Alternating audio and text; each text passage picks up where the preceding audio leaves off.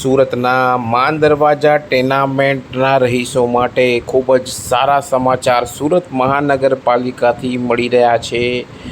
જે મુજબ સુરત મહાનગરપાલિકાના માન દરવાજા ટેનામેન્ટ રીડેવલપમેન્ટ માટે આખરે ઇજારદાર મળી ગયો છે। જી હા, માન દરવાજા ટેનામેન્ટ રીડેવલપમેન્ટ માટે અમદાવાદના શાંતિ કન્સ્ટ્રક્શનને આ ઇજારો ફાળવી દેવામાં આવ્યો છે। સુરત મહાનગરપાલિકાની શનિવારે મળેલી સ્થાયી સમિતિમાં આ મહત્ત્વના કામને સુરત મહાનગરપાલિકાના શાસકો દ્વારા મંજૂરી આપવામાં આવી હતી।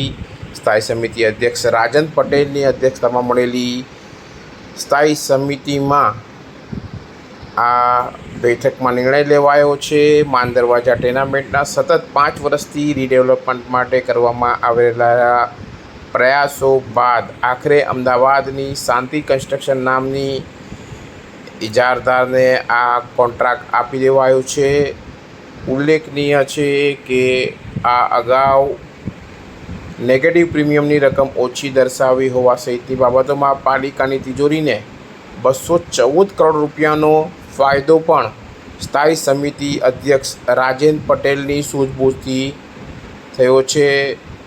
આ અંગે રાજન પટેલે જણાવ્યું હતું કે માન દરવાજા ટેનામેન્ટ રીડેવલપમેન્ટ પ્રોજેક્ટ વર્ષ 2019-20થી સતત આ માટે પ્રયત્નો કરવામાં આવી રહ્યા હતા, જેમાં અત્યાર સુધી 6 ટેન્ડર દફતરે થયા હતા અને 7મા પ્રયત્નમાં અમદાવાદની આ શાંતિ કન્સ્ટ્રક્શન નામની એજન્સીએ પાલિકાની તિજોરીને ફાયદો થાય તેવી ઓફર આપતા આ ઓફરને સ્વીકારી લેવામાં આવી હતી। પાલિકા દફતરે કરાયેલા ટેન્ડરમાં 181.79 કરોડની નેગેટિવ પ્રીમિયમની ઓફર કરવામાં આવી હતી, જેની સામે શાંતિ કન્સ્ટ્રક્શન પ્રાઇવેટ લિમિટેડની ઓફર 58.48 કરોડની જેટલી નેગેટિવ પ્રીમિયમ આંકવામાં આવી છે, જેથી નેગેટિવ પ્રીમિયમની રકમમાં જ પાલિકાને અંદાજે 123 કરોડ સહિત અગાઉની તુલનાના 33 કરોડના ટીડીઆરની માંગણી મુજબના પણ બચત થશે। આમ કુલ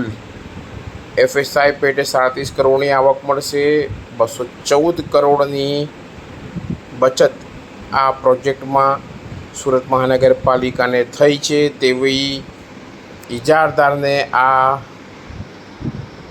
ઇજારો ફાળવી દેવામાં આવ્યો છે। માન દરવાજા ટેનામેન્ટના રહીશોમાં એક તરફ ખુશીની લાગણી ફેલાઈ છે અને જે દુઃખના આંસુ તેમણે વહાવ્યા હતા તેની જગ્યા હવે ખુશીના સમાચાર સુરત મહાનગરપાલિકાના ભાજપ શાસક દ્વારા તેમને આપવામાં આવ્યા છે। માન દરવાજા ટેનામેન્ટ રીડેવલપમેન્ટ માટે આખરે ઇજારદાર મળી ગયા।